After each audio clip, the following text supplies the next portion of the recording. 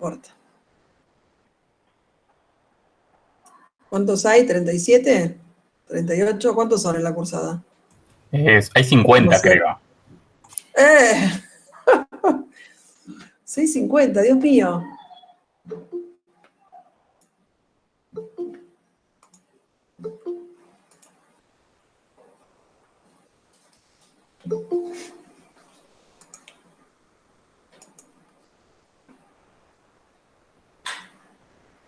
Vamos hasta las 10.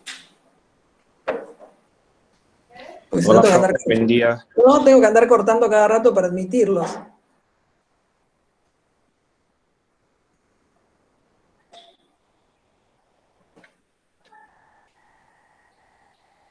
Bueno, la idea es que vamos a hacer el cierre de la semana, vamos a evaluar si cumplimos con los objetivos teóricos y, bueno, prácticos, lo que se puede, ¿no? De la manera virtual, que es difícil. Y que, bueno, que ustedes me puedan hacer preguntas. Por eso se intentó hacer esta clase y cierre de la semana pasada, de los temas que hablamos la semana pasada, de esta manera presencial. O en vivo, no sé cómo se llama cuando es virtual. Pero bueno, ustedes me pueden frenar, pueden activar el micrófono y me pueden preguntar si a medida que yo avanzo les queda alguna duda o esperar terminar. Yo seguramente voy a hacer preguntas y entre todos ustedes alguno me imagino que va a contestar. Espero.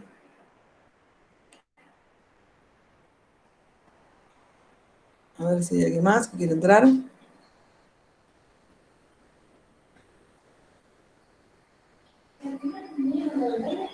No, yo.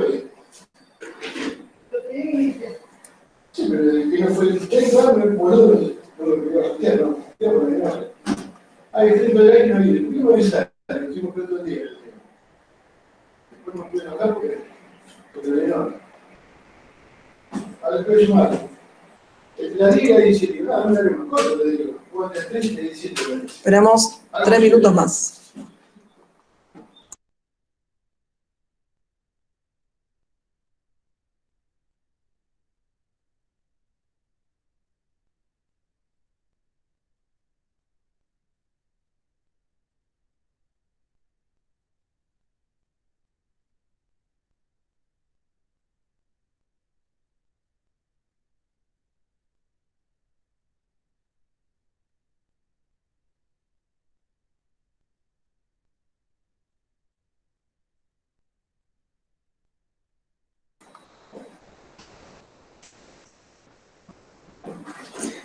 Bueno, me parece que no pido más. Nadie más. Podemos empezar. Empecemos. Bueno.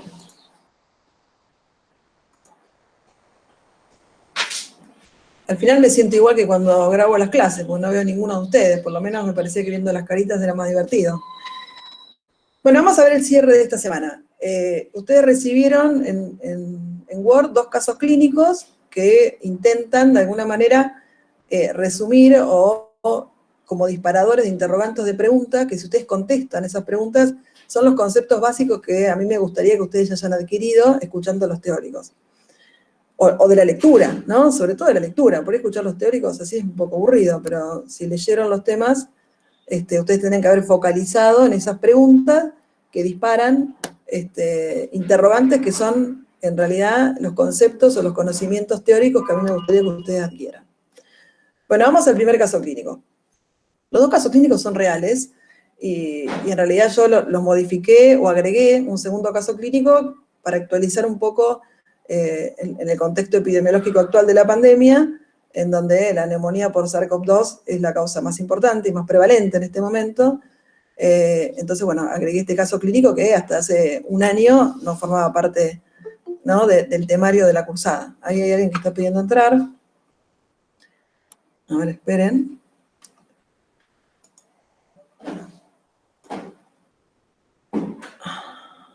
Ahí está. Bueno. Entonces, este es un varón de 40 años que consulta por un síndrome febril con hipertermia de 39 grados, tos escasamente productiva, cuando expectoraba la expectoración era mucosa. La tos acompañada de un dolor retroesternal y además refería a dificultad respiratoria. El señor trabaja de albañil, fuma 5 cigarrillos por día, está casado, tiene 4 hijos sanos. Y en el examen físico, los datos positivos importantes que vamos a analizar hoy son, con respecto a los signos vitales, la frecuencia cardíaca, 110 latidos por minuto, estaba levemente taquicárdico, normotenso, 130-80 milímetros de mercurio, y con fiebre, 38,5. Y después, dentro del examen respiratorio, la semiología del examen respiratorio, como todo aparato, la evaluación en la semiología consta de la inspección, palpación, percusión y auscultación. En la inspección, que lo que se evalúa principalmente es la forma en que el paciente respira, lo que podemos decir que tenía una frecuencia respiratoria aumentada, 24 ciclos por minuto, la respiración era superficial, o sea, taquipneico con respiración superficial, se podía observar coloración azulada de los labios y las mejillas, y la utilización de músculos accesorios.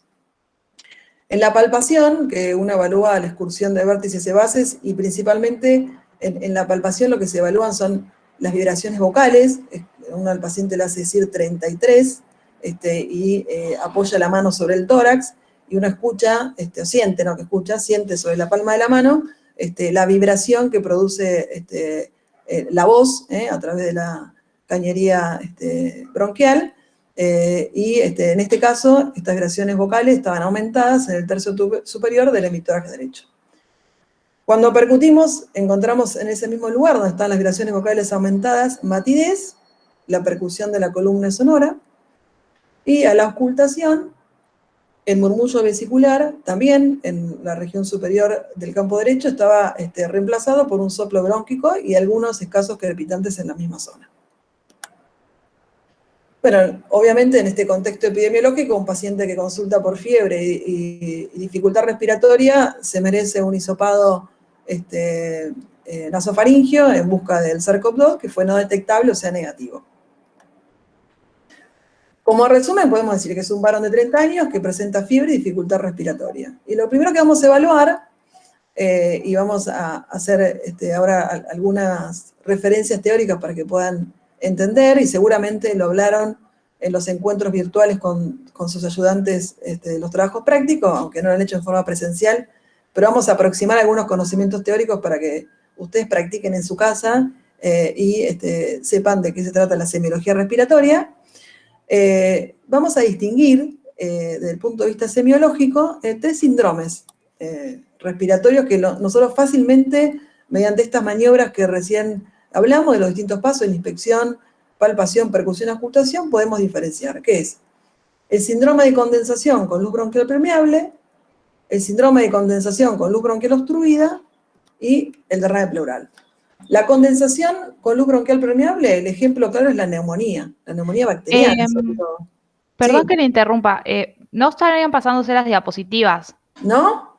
No, solo estamos viendo o sea, solo está la historia clínica de caso clínico 1. A ver, vamos a volver a hacerlo. De paso admito a varios que están ahí pendientes.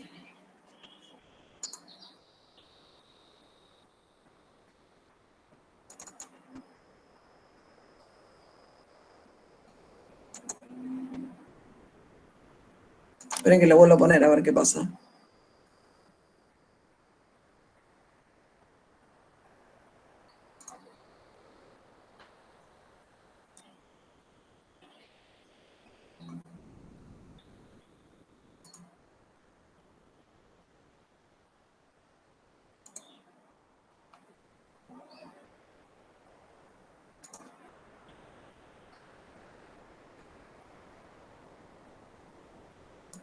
A ver qué pasa ahí. ¿Qué les apareció?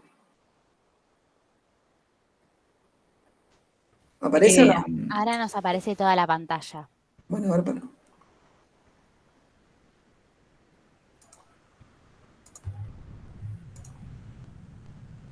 ¿Ahí desapareció?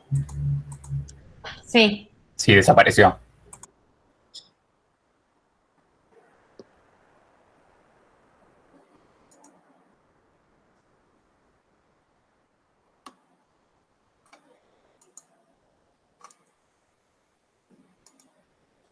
No sé por qué, no me deja la opción, me parece como si estuviera metida.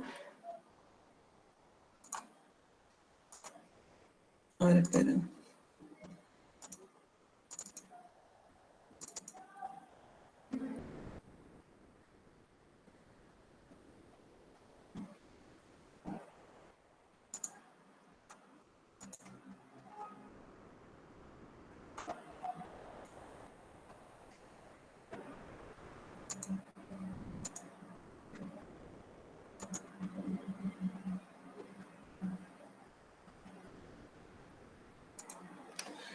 Ay, qué problemas estas cosas técnicas, ¿eh?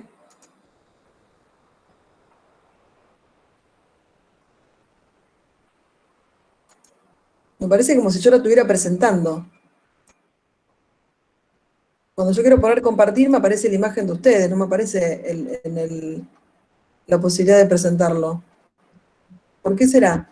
Y lo de una ventana, Y que había... puse hice las dos cosas, puse una ventana, puse toda la pantalla, una ventana, una pestaña. ¿Te Igual cuando aparece abajo como que dice estás presentando pantalla? ¿Una línea abajo?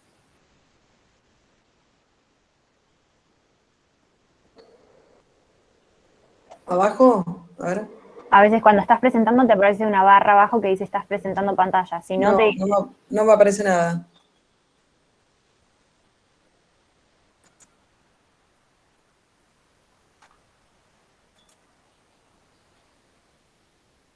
Estoy yo, tú, o sea, como si estuviera apagado. Yo salí de la presentación. O sea, si apretás presentar ahora, te aparece lo de pantalla y Me ventana. aparece toda tu pantalla, una ventana y una pestaña. Podés poner, por ejemplo, toda la pantalla, pero después lo que tenés que hacer es abrir, digamos, Power. No, está bien. Yo pongo, pero cuando yo pongo, me aparecen las opciones que yo tengo que tocar para compartir, me aparecen ustedes nada más.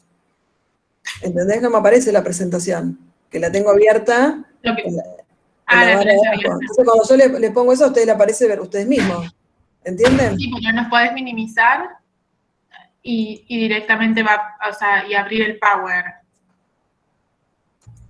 Y yo ahí los minimicé. Yo abro el Power, pero ustedes no lo ven. No, o sea, tendrías que poner presentar ahora pantalla, que nosotros nos veamos todos, y una vez que nos estamos viendo, minimizás. A ver, presentar ahora pantalla, Sí, ustedes, todavía no vemos nosotros. O sea, no empezaste la función. ahí está. Ahí lo puse. Ahora sí, ahora minimizar Meet. O sea, al lado de X, cuadradito, ahí está, Sí. minimizar. Ahí vemos, por ejemplo, la carpeta, ahí está, ya vemos el Power. ¿Ahora bien? Sí, Perfecto. vemos el Power. Ay, gracias, chicos, gracias. No, de nada. Ahí está, ahí vemos qué pasa y todo. Buenísimo. Buenísimo. Bueno, le estaba diciendo que había 3 síndromes semiológicos que uno puede diferenciar a través del examen físico, que es la condensación con luz bronquial permeable, que es, el ejemplo es la neumonía, la condensación con la luz bronquial obstruida, que es la atelectasia obstructiva, y el derrame pleural.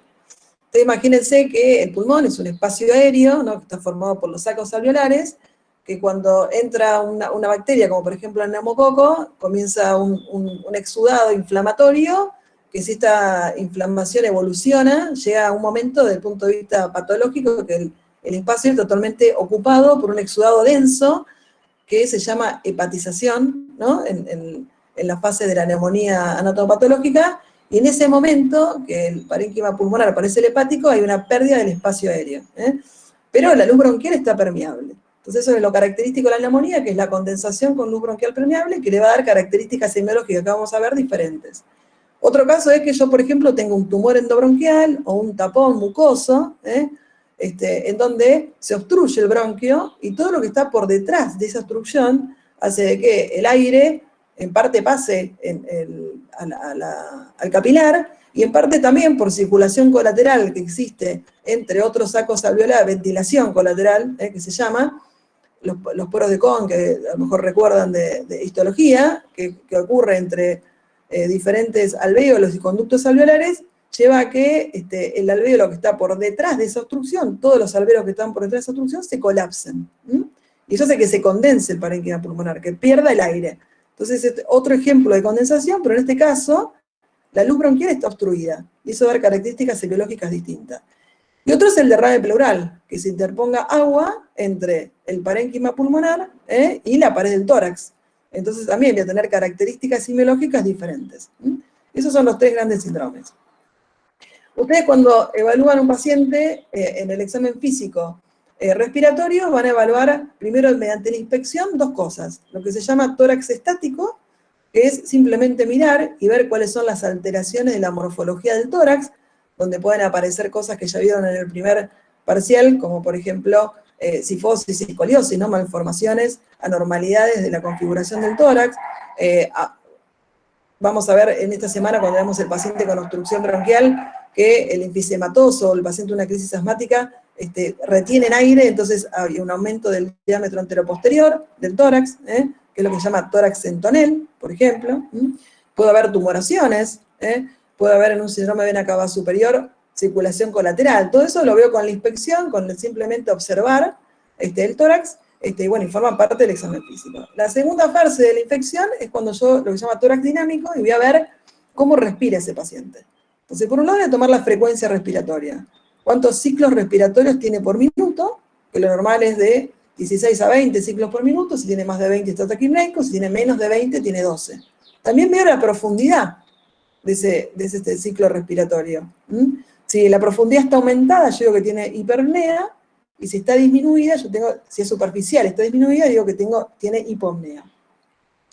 Y yo tendría que de alguna manera esquematizar cronológicamente la inspiración y la expiración y la pequeña apnea que hay entre cada ciclo ventilatorio, que está expresado ahí en ese grafiquito. Acá tienen el BT, que es el volumen corriente, que lo normal es aproximadamente 500 mililitros, que es la cantidad de volumen que nosotros movemos en cada inspiración y expiración.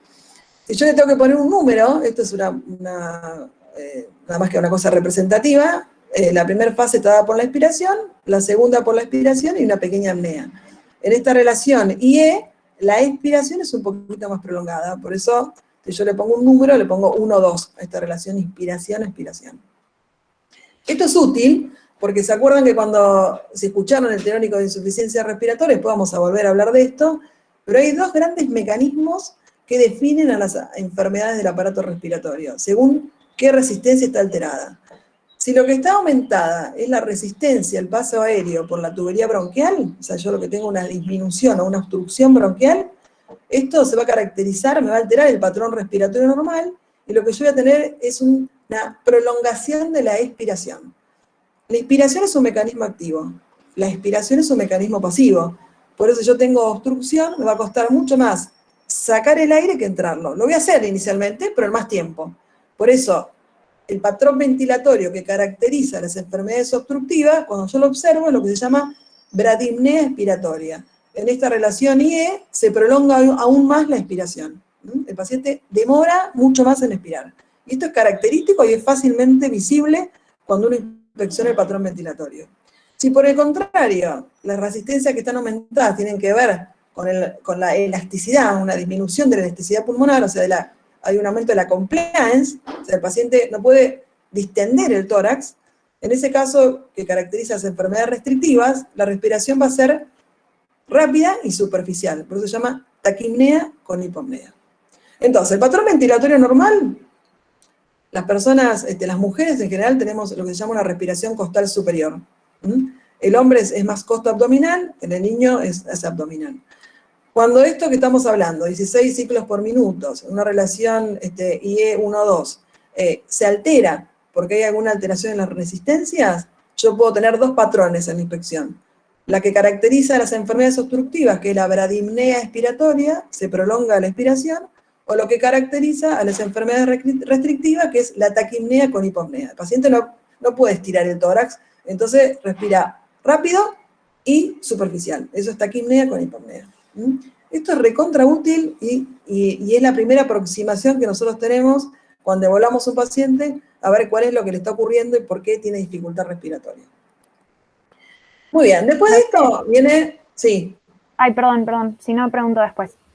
No, preguntame, dale, no hay problema. No, que la profundidad, o sea, eso lo vemos a simple vista, es como una respiración profunda sería, por ejemplo, poder inspirar durante un tiempo, o sea, normal, y si eso se acorta, ahí digo, por ejemplo, está con hipopnea el Claro, mirá, paciente. vos, a ver, en general cuando un paciente tiene dificultad respiratoria, aumenta la frecuencia respiratoria porque trata de compensar. En Sí. ese aumento de la frecuencia respiratoria yo puedo ver que esa respiración es simplemente superficial, o puedo ver que se prolonga la expiración. Cuando se Claro. prolonga la expiración es prolongada, eso es fácilmente, se ve, eso es lo que se llama bradipnea expiratoria. Claro. Esta relación normal de 1-2 es mucho más marcada, casi es indistinguible. Si ustedes ven una respiración normal, vos observás al paciente, esto de que es un poquito más larga la expiración, prácticamente no se nota. Claro. En cambio, cuando yo noto que la expiración se prolonga, eso es lo que se llama bradipnea expiratoria, aunque el paciente está taquipneico. Cuando los dos son iguales, la inspiración y la expiración, pero es superficial, eso es taquipnea con hipopnea. ¿Está bien? Está bien, perfecto. Bueno, después de la inspección yo paso al segundo paso, que es la palpación, que ahí es cuando yo les decía que lo importante es escuchar las vibraciones vocales. Uno le hace decir al paciente 33, ¿por qué 33? ¿Qué sé yo? Pues se le ocurrió decir 33 al primero que lo hizo, y ahora todos le hacemos decir al paciente 33, pero podríamos decir cualquier cosa. Si yo ahora me pongo la mano en el tórax mientras estoy hablando, voy a sentir que mi tórax vibra, y es la transmisión de la voz a través de la tubería bronquial a la pared del tórax, que hace vibrar las estructuras del corazón, del pulmón, de las partes blandas del tórax y del pulmón, y eso es lo que produce las vibraciones vocales. Si yo tengo ocupado el espacio aéreo, lo tengo condensado, por una neumonía, por ejemplo, y se pone rígido, la vibración va a estar aumentada. Pero siempre y cuando la tubería bronquial esté permeable. Entonces, en las neumonías, en esa etapa donde están bien condensadas, yo puedo tener aumento de vibraciones vocales. En cambio, si yo tengo una obstrucción bronquial, por más que esté condensado por detrás del parénquima, la obstrucción va a impedir que llegue esa vibración. Entonces van a estar abolidas o disminuidas. Ahora lo vamos a ver con un gráfico eso. Bueno, ahora vamos a la auscultación. ¿Qué pasa normalmente cuando yo ausculto? Cuando yo respiro, cuando yo inspiro, el pasaje del aire por la tubería bronquial y sobre todo en la vía respiratoria alta, a nivel de la laringe, donde están las cuerdas vocales y la tráquea, se produce una turbulencia. Si ustedes tienen un estetoscopio ahora, pueden todos tomarlo y auscultarse el cuello a nivel de la tráquea. A ese nivel, esta turbulencia del sonido es algo fisiológico y normal, van a escuchar lo que se llama soplo laringotraqueal, que es el pasaje de aire por genera turbulencia a nivel de la vía respiratoria alta. Eso es el soplo laringotraqueal, que fisiológico es normal y normalmente en un examen nosotros no lo hacemos, no lo ocultamos, pero bueno, ahora ustedes lo pueden hacer porque les va a permitir entender qué pasa cuando yo pongo el estetoscopio en la pared del tórax. Ese soplo, si yo pongo el estetoscopio a nivel del esternón, que es donde estaría la bifurcación bronquial, es lo que se conoce como soplo broncovesicular. Y si yo pongo el estetoscopio en la pared del tórax, voy a escuchar el murmullo vesicular. El murmullo vesicular no es la hematosis, el pasaje de aire a través de la membrana alveolar. El murmullo vesicular es la transmisión a la pared del tórax del soplo laringotraqueal. ¿Está bien? ¿Me siguen hasta ahí? Entonces, sí. Ustedes en una auscultación normal escuchan, ponen el estetoscopio en la pared del tórax. Uno empieza siempre auscultando la región posterior y va desde arriba hacia abajo, siguiendo la columna, se va a la base del pulmón, también ausculta desde la axila, la línea axilar y la región anterior del tórax. Eso es lo que yo voy a auscultar normalmente, es el murmullo vesicular. ¿Qué es el murmullo vesicular? Es la transmisión del soplo laringotraqueal fisiológico a la pared del tórax. Ahora ahí abajo en la diapositiva tienen dos conceptos que son muy importantes y que me van a permitir entender qué pasa cuando yo ausculto estos tres síndromes semiológicos que recién dijimos. Si yo tengo ocupado el espacio aéreo, si está condensado, vamos a decir la neumonía por neumococo en la etapa de hepatización, el espacio aéreo está ocupado, los alveolos, los sacos alveolares están llenos de un exudado inflamatorio muy denso, y mi luz bronquial está permeable, este soplo laringotraqueal de acá se va a transmitir mucho mejor, y voy a escuchar lo que se llama soplo tubario, que es un soplo rudo, inspiratorio y expiratorio, o soplo brónquico también lo van a encontrar en otros libros de semiología. y que es característico de esta etapa de la neumonía. ¿Qué es el soplo tubario? Es la transmisión facilitada por la condensación del parénquima pulmonar del soplo laringotraqueal. ¿Se entiende? Sí. Sí. Perfecto. Si yo tengo aire, un neumotórax, o tengo agua, derrame pleural, interpuesto entre la transmisión del soplo laringotraqueal y la periferia del pulmón, yo voy a tener silencio auscultatorio. No voy a escuchar con mucho vesicular en la zona donde está el derrame o el neumotórax. ¿Está bien? ¿Hasta ahí está bien? Ujú. Perfecto. Sí. ¿Y puedo escuchar ruidos agregados patológicos? Sí, hay ruidos agregados patológicos. Así como teníamos en el examen cardiovascular, ruidos patológicos, ¿no? Que era la aparición de un tercer tono, con un ritmo de galope, o soplos. En la auscultación respiratoria también uno puede, al murmullo vesicular, tener agregados o reemplazados por ruidos patológicos. ¿Cuáles son esos ruidos? Los roncus y las sibilancias. Los roncus y las sibilancias son ruidos respiratorios que a mí me hablan de que el paciente tiene obstrucción bronquial. Son ruidos secos. El bronquio se produce porque, el origen, ¿cuál es el origen anatómico? El bronquio, a nivel bronquial.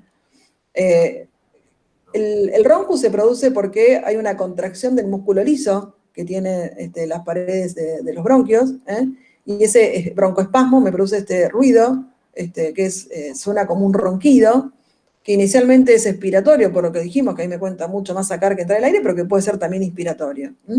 Y las sibilancias, que también el origen anatómico es bronquial, la fisiopatología se produce más que nada por el edema de la mucosa o las secreciones adheridas, que también van a disminuir el diámetro y aumentar la resistencia de la vía aérea, y se escucha como un silbido. Entonces, fíjense, yo tengo un paciente que tiene prolongada la expiración, tiene bradipnea expiratoria, y cuando lo ausculto, le encuentro roncus y sibilancia, yo ya me estoy aproximando a que el paciente lo que tiene es obstrucción bronquial o un aumento de la resistencia del pasaje de aire por la tubería bronquial. ¿Está bien? ¿Hasta ahí? Sí. Sí, perfecto. Otros ruidos agregados que podemos encontrar, unos son los que se llaman estertores a burbujas. ¿Y cuál es el origen? También es bronquial. Y son las secreciones respiratorias. Son húmedos y aparecen en las bronquitis agudas. Cualquiera de ustedes que tengan un cuadro de vía aérea superior puede desarrollar estertores a burbujas. Que yo los quiero diferenciar con los que vamos a ver ahora que están abajo, que son los crepitantes, que hablan de ocupación alveolar. Y la forma de hacerlo es, primero están en ambos tiempos, en la inspiración y en la expiración. Una característica muy importante que tiene es que se movilizan con la tos. Por eso yo siempre que escucho un ruido respiratorio, al paciente le hago toser. Y veo qué pasa. Como estas son secreciones que están en la vía respiratoria, cuando yo lo hago toser al paciente, movilizo esas secreciones y también estos ruidos, los estertores a burbujas, se movilizan. Desaparecen en un lugar y aparecen en otro, por ejemplo. Eso es característico de los estertores a burbujas y son ruidos agregados, son rudos, tienen carácter más húmedo y son secundarios a la presencia de secreciones a nivel bronquial. El otro ruido, y que es el que ustedes ya también aprendieron en el parcial anterior, cuando vieron insuficiencia cardíaca, son los reales crepitantes. El lugar anatómico donde ocurren estos ruidos es el alvéolo. La ocupación del alvéolo, ya sea por un trasudado, como ocurre en la insuficiencia cardíaca izquierda, la hipertensión venocapilar, trasudalícola del alvéolo intersticio, o por un exudado, como es el caso de una neumonía bacteriana, como recién hablamos. Uno por la auscultación, esto no lo puede diferenciar. Yo por la auscultación no sé si ese real crepitante es por la ocupación de un trasudado o un exudado, eso no lo sé. Yo escucho reales crepitantes. Tienen carácter húmedo, aparecen al final de la inspiración, eso es muy característico. En el tiempo respiratorio que aparecen los crepitantes son al final de la inspiración. Vieron que los estertores a burbuja dijimos que pueden estar en los dos tiempos, y no se movilizan con la tos. Yo lo hago toser al paciente y siguen estando. Y hay un tipo de crepitante que se llama velcro, y que se produce por, agregado a esto, la inflamación del intersticio, la fibrosis intersticial, tiene un carácter más seco y aparecen también al final de inspiración. Si ustedes tienen que, si escucharon el teórico del paciente con síndrome intersticial, les decía que, sí, me parece que lo dije, que si ustedes se frotan el pelo en el oído, ese ruidito seco que escuchan es bastante característico de los rales crepitantes y sobre todo de estos secos de la fibrosis intersticial. Igual no importa, ustedes tienen que tratar, reconocer rales crepitantes, después si son de fibrosis más secos, y eso es un poco más fino, y diferenciarlo de estertores a burbujas, ¿sí? O sea, fíjense que no es tan difícil la auscultación respiratoria con respecto a los ruidos agregados. Pueden encontrar roncos y sibilancias en la obstrucción bronquial, en los dos tiempos para predominio expiratorio, estertores a burbujas de las secreciones bronquiales, en ambos tiempos respiratorios se movilizan con la tos, y la ocupación alveolar con los rales crepitantes, al final de la inspiración, y más bien secos, y no se movilizan con la tos. Eso sería el resumen de los ruidos agregados. Después vamos a ver los soplos. Bueno, vamos al primer ejemplo. Miren lo que hice, ya hace bastante que hice este dibujito. Esto sería una neumonía. Vamos a poner, esto sería los espacios alveolares que están ocupados por un exudado inflamatorio, que estarían en la etapa de mayor densidad, que para anatomía patológica, los que rindieron el examen de pato, a lo mejor les tocó esto, el parénquima pulmonar se parece al parénquima hepático y se llama hepatización. Entonces, primero yo voy a ver la inspección. Si un paciente tiene una neumonía y una parte de este pulmón va a estar rígida por esta ocupación del espacio aéreo, el patrón fisiopatológico es la restricción. Entonces el paciente va a tener taquipnea con hipopnea. Eso es la inspección. Después yo le voy a hacer la palpación y le voy a decir que diga 33. Entonces el 33 va por la tráquea, por los bronquios, la segmentación bronquial, y se encuentra con esta parte del parénquima pulmonar que está condensado. Y se acuerdan que yo les dije, como frase ahí en esos dos conceptos que le iba a ayudar a entender esto, es que el parénquima condensado transmite mejor, vibra más, entonces yo voy a tener las vibraciones vocales aumentadas. En el sector donde está condensado. Después le voy a percutir. Y bueno, esto es bastante obvio, ¿no? Que si yo pierdo el espacio aéreo, la percusión normal del tórax es sonoro. Si yo pierdo en alguna parte del pulmón el espacio aéreo, lo voy al percutir va a estar mate. Pero la columna va a ser siempre sonora. Y si yo estoy en esta etapa de mayor condensación, cuando yo la ausculte, a ver, si la neumonía recién empieza y todavía no está del todo condensado y yo tengo un exudado inflamatorio, voy a encontrar rales crepitantes. Pero si yo llego a la etapa de hepatización gris, ¿qué va a pasar? A ver quién se anima a decirme. ¿Qué va a pasar con el soplo laringotraqueal cuando yo la ausculte en la pared? ¿Qué voy a auscultar a este nivel? ¿Cómo se llamaba que les dije? A ver, ¿alguno si se anima? Soplo tubario. ¿Cómo? El soplo tubario, perfecto. El soplo tubario. Voy a encontrar el soplo tubario, que no es más que que me permite escuchar el soplo laringotraqueal con mayor claridad, facilitado por esta condensación en la pared del tórax. El soplo tubario es un soplo rudo, que está en los dos tiempos respiratorios, en la inspiración y en la expiración. Otra cosa que se ausculta es hacerlo hablar al paciente y ver la palabra. Si ustedes ahora me auscultaran mientras yo estoy dando la clase, van a escuchar algo que yo estoy hablando. Van a escuchar más claro por afuera del estetoscopio que por lo que ustedes pueden percibir. No van a poder saber exactamente qué estoy diciendo. Van a escuchar como un murmullo, pero se siente la voz. Eso es lo normal. Cuando yo tengo el parénquima pulmonar condensado, eso me facilita escuchar la voz y la siento más clara. Y puedo escuchar incluso articulada la palabra. Eso se llama broncofonía. Yo le hago decir 33 al paciente y el 33 lo escucho. Perfecto. Y eso se llama broncofonía. ¿Está bien?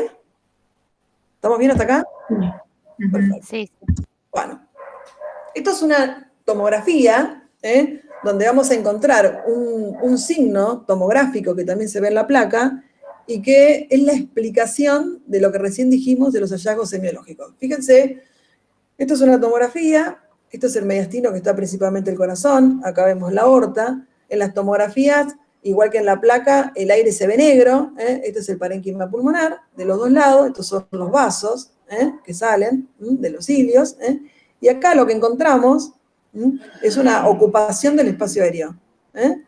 Todos los sacos alveolares tienen un exudado inflamatorio por una neumonía, que hace que se vean, como desapareció el aire y está ocupado, se ve blanco. Y en el medio, fíjense que ven estas rayitas negras. ¿Las ven todos? Sí. ¿Sí? Bueno, esas rayitas negras se llama el signo del broncograma aéreo. Y son los bronquios segmentarios, chiquitos, que llegan hasta la vía respiratoria que participa de la hematosis. Ahí adentro no hay exudado y está permeable. Cuando ustedes le dicen al paciente que diga 33, ese 33 viaja y llega por estos tubitos hasta acá. Y este parénquima que está rígido, la vibración vocal va a hacer que aumente, y cuando yo pongo la pared del tórax, voy a encontrar vibraciones vocales aumentadas. Cuando yo lo ausculto, el soplo laringotraqueal se va a transmitir mejor, y a la auscultación acá, va a ir todo por acá, por todas estas ramitas negras, y yo voy a encontrar el soplo tubario, o la broncofonía. ¿Se entiende? ¿Sí? Sí, ¿Alguno que me diga sí? sí, sí, Sí, sí. sí, se entiende. ¿Sí? ¿Seguro? Bueno. Seguimos. Es difícil entender todo esto cuando uno no ve al paciente o no lo hace personalmente, pero bueno, espero que les ayude. La otra cosa que me puede ocurrir es lo que ocurre en la telectasia, que es la condensación con la luz bronquial obstruida. Acá tengo, miren, esto sería, por ejemplo, vamos a poner ejemplo, es un tumor endobronquial. Yo tengo un tumor que va creciendo y que obstruye totalmente un bronquio. Todo el espacio aéreo que está por detrás de esta obstrucción se va a colapsar, por lo que les dije, en parte porque pasa al capilar el aire y en parte por la ventilación colateral. Ustedes saben que hay comunicación entre los sacos alveolares y los conductos alveolares, y eso va a hacer de que el aire pase y esta parte del parénquima se colapse. Ese colapso hace que haya una condensación, pero la luz del bronquio no está permeable. Entonces yo al paciente le hago decir 33, 33, 33, 33, y acá hay un tope, no sigue. Entonces las vibraciones vocales van a estar abolidas. Y el soplo laringotraqueal no se va a auscultar y voy a tener silencio auscultatorio. Y esto es lo que caracteriza la condensación con luz bronquial obstruida. ¿Está bien? Sí. ¿Sí? Perfecto. Si yo lo percuto, este pedazo también va a estar mate y la columna va a ser sonora. Y acá tenemos una telectasia obstructiva. Fíjense que adentro de todo esto blanco no hay rayitas negras. El bronquio no está permeable, se colapsó. A diferencia de la otra que veíamos las rayitas negras, que era el aire dentro de la tubería, de la segmentación bronquial. Acá no, porque acá todo el espacio aéreo por la obstrucción se colapsó. Muy bien, y el tercero es el derrame pleural. Acá tenemos líquido. Este es un líquido que se interpone entre el parénquima y la pared del tórax, que es donde yo voy a poner la mano para ver las vibraciones vocales o voy a auscultar. Si yo tengo que decir cómo está la inspección de la respiración de un paciente con derrame pleural, ¿qué les parece? ¿Qué va a tener? ¿Taquipnea con hipopnea o bradipnea expiratoria? Alguien que tiene un derrame pleural. ¿Se va a poder expandir el pulmón o no? No. No, muy bien. Entonces va a tener taquipnea con hipopnea, ¿no? Muy bien, perfecto. Ahora yo le hago decir 33. 33, 33, 33. Y cuando llega acá, no puede seguir, porque tiene el derrame. Que el derrame lo que hace, en este caso produce también una telectasia, pero se llama pasiva, que hace que todo el parénquima pulmonar adyacente al derrame, ustedes saben que, estos se acuerdan de histología, la tráquea y las primeras 4 segmentaciones bronquiales tienen cartílago, entonces es difícil que se colapsen. Pero la parte que interviene ya los bronquiolos, los conductos alveolares, los sacos alveolares, ya no tienen cartílago, ¿no? Y dependen de que no colapsen, ¿no? De la elasticidad que tiene, mi perro ladra, de la elasticidad pulmonar y del volumen pulmonar, ¿no? Entonces, cuando yo tengo algo que está comprimiendo, como es la presencia de líquido, de aire, lo que hace con este sector que está en contacto con el pulmón, es colapsar el espacio aéreo, y ahí aparece otra condensación, que la luz bronquial acá va a estar permeable, y que es la telectasia pasiva. Ahora, si yo le hago decir 33, hasta donde llega el derrame, las vibraciones vocales no van a poder transmitirse a la pared, y yo voy a tener vibraciones vocales abolidas. Si yo percuto, esta sección va a estar mate. Una característica del derrame pleural es que la columna también está mate. Vieron que en las demás condensaciones, ya sea con luz bronquial permeable o con luz bronquial obstruida, la percusión era mate, pero la columna es sonora. Pero como los sacos, los senos cósticos cardiofrénicos se meten por delante de la columna, ahora vamos a ver una tomografía, la percusión de la columna, cuando hay derrame pleural, es el ejemplo de percusión mate. Cuando a mí me quedan dudas si eso no es derrame, percuto la columna. Si la columna es mate, es derrame pleural.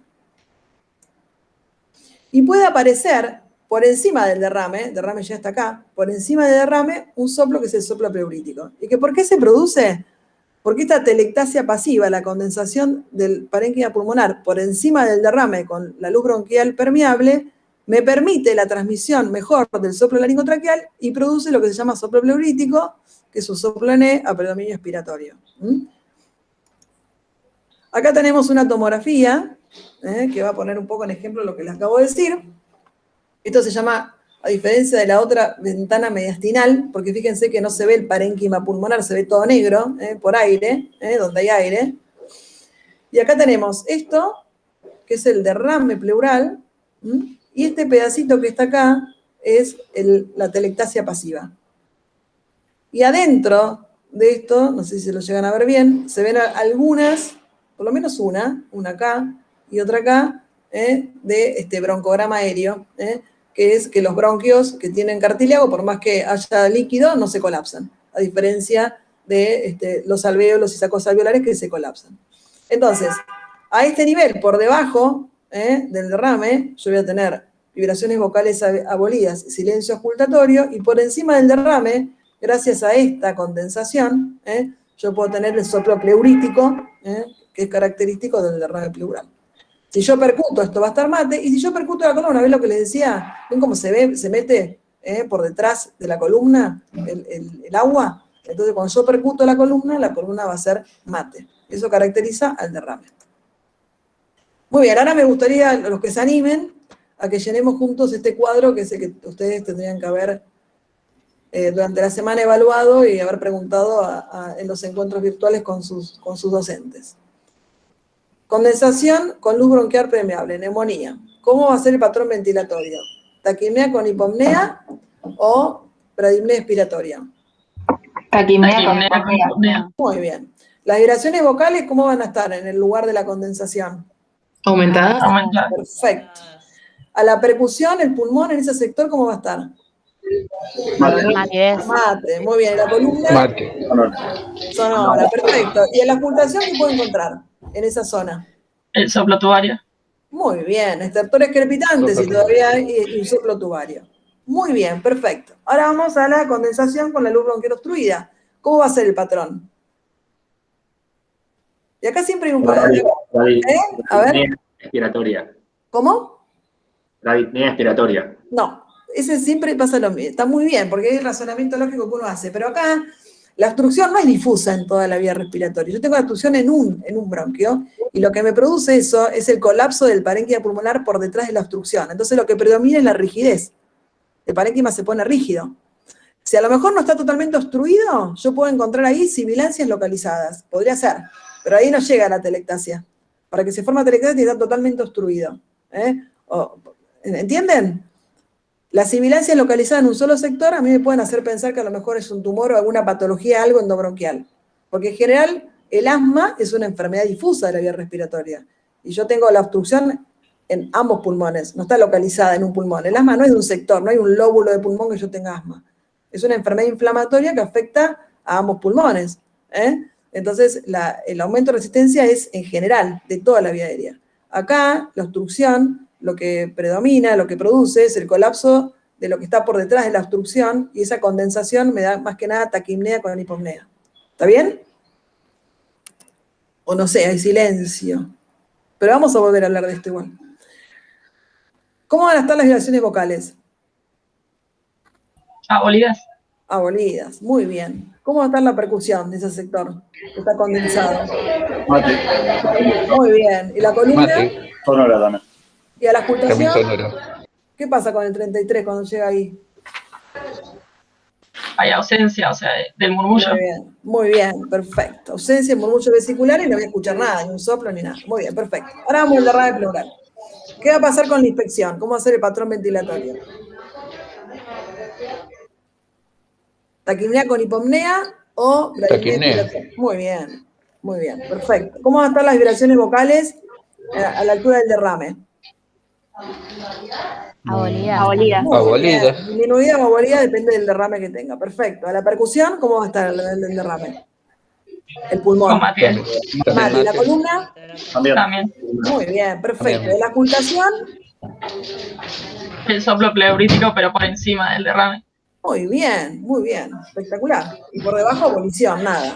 Perfecto. Si ustedes entendieron esto, entendieron la similitud respiratoria, ¿por qué es esto? Muy bien, vamos ahora a seguir con el caso clínico. Le hemos pedido una placa de tórax. Fíjense, acá está la placa de tórax. Fíjense que la placa de tórax, esta, tiene el signo del broncograma aéreo. Miren acá. ¿Ven cómo se ve? Que es lo que recién también les mostré en la tomografía. ¿Lo ven, no? Acá también tiene, ahí también tiene, ahí también tiene. El signo del broncograma aéreo es un signo radiológico que habla de ocupación alveolar y que la luz bronquial está permeable. Y es el responsable de todos los hallazgos semiológicos que recién dijimos. ¿Está bien? ¿Vieron Sí. todo ese broncograma aéreo? Sí, sí. Sí, sí. Profe, yo lo que no entendí es el soplo pleurítico. ¿Lo podés? Sí, obvio. El soplo pleurítico, todos los soplos respiratorios es porque se favorece por alguna condición física la transmisión a la pared del tórax del soplo laringotraqueal. En el caso de la neumonía es porque la condensación del parénquima con la luz bronquial permeable me permite transmitir mejor ese soplo y aparece el soplo tubario. En el caso del derrame pleural, si el derrame pleural es importante y me produce una atelectasia pasiva, la ocupación del espacio pleural por agua me lleva a que los alvéolos que están más cercanos al contacto con el derrame sean colapsados. Imagínate que los alvéolos no tienen cartílago, entonces rápidamente le ganas con la presión y lo colapsás. Entonces el colapso de ese espacio aéreo me produce una condensación, pero la luz bronquial está permeable, entonces esa pequeña condensación que está por encima del derrame me favorece la transmisión del soplo laringotraqueal, y porque hay interpuesto por debajo agua, tiene algunas otras características sonoras, acústicas, que que son físicas, que no te las puedo decir por qué. Tiene una característica distinta, que es el soplo pleurítico, que es un soplo, si querés caracterizarlo de alguna manera, se llama soplo NE, y que es expiratorio. ¿Se entiende, Gino? Sí, perfecto. Lo que no me queda claro es por qué en este caso la atelectasia favorecería la conducción, ya sé que por la parte de condensación que está arriba, y la atelectasia pasiva por la luz bronquial no permeable. No, porque esa no es pasiva, esa es obstructiva. Yo tengo una obstrucción, entonces el sonido no puede pasar. Porque el bronquio no está permeable. ¿Se entiende? Sí. Cuando viene el soplo laringotraqueal se encuentra con algo que obstruye y no puede seguir hacia abajo. No me lo deja pasar. Ya sea porque tenga un tapón mucoso, porque tenga un tumor endobronquial, o porque tenga un cuerpo extraño que me haya aspirado, o porque tengo una compresión extrínseca, por ejemplo, por un conglomerado adenopático en el mediastino, y me comprime el bronquio desde afuera, extrínseco, y me lo cierra completamente. Detrás de eso se colapsa, porque el aire desaparece. ¿Y se colapsa qué? El alvéolo y los sacos alveolares, que no tienen cartílago. ¿Me entendés, Gino? Sí, perfecto. Bueno, bárbaro. Gracias. Bueno, entonces, este paciente, obviamente, en el contexto epidemiológico actual, que fue lo que se hizo, ¿no? Se le hizo un hisopado y que fue negativo para COVID. A veces, hoy en día, alguien tiene un cuadro como este paciente y a veces hay que repetir 2 o 3 veces el hisopado, porque siempre primero es COVID antes que otra cosa. Pero ahora vamos a ver que esta neumonía que en este señor, que produce un síndrome de condensación con luz bronquial permeable, desde el punto de vista semiológico, difiere de la neumonía del COVID, que ahora lo vamos a ver. Y de todas las neumonías virales en general, porque el COVID es una neumonía viral igual que todas. Muy bien. ¿Qué les parece que este paciente, a ver, alguno que me conteste, ¿está en insuficiencia respiratoria? Ustedes me podrían decir que esta taquimnea con hipomnea por los músculos accesorios, ustedes me dicen, sí, yo te aseguro, Guillermina, que este paciente está en insuficiencia respiratoria. ¿Me podrían decir eso? ¿No habría que evaluar los gases? Muy bien, es un diagnóstico gasométrico, o sea que yo tendría que tener los gases para poder decirlo. ¿Hay algún dato del examen físico que me aproximaría o me diría con bastante certeza de que este paciente sí tiene insuficiencia respiratoria? Y la cianosis. Muy bien, la cianosis. Perfecto, la cianosis. Si un paciente tiene cianosis, o sea que tiene más de 5 gramos de decilitro de hemoglobina reducida, la PO2 es menor de 60, seguro. Entonces yo digo que este paciente está en insuficiencia respiratoria, seguro, está grave. Obviamente, ¿qué voy a hacer para certificar el diagnóstico? Gases arteriales. Muy bien, perfecto. Entonces acá está, la aparición de cianosis es un signo grave e inequívoco que el paciente está en insuficiencia respiratoria, aunque la definición es gasométrica. Uno se aproxima al diagnóstico de insuficiencia respiratoria por la semiología. El paciente tiene disnea, tiene tos, se queja de que le falta el aire, y cuando yo lo reviso, lo encuentro taquipneico, veo que hay una alteración del patrón ventilatorio normal, utilización de músculos accesorios, y a mí todo eso me aproxima. Pero la certeza la voy a tener haciendo gases en sangre arterial. Que lo defino por una PO2 menor de 60, una PCO2 mayor de 46, respirando en ambiente, o si no con el saturómetro, menos de 90 de saturación de la hemoglobina. Bueno, acá están los gases en sangre que le hicimos a este paciente, que tenía fiebre cuando llegó y estaba respirando aire ambiente.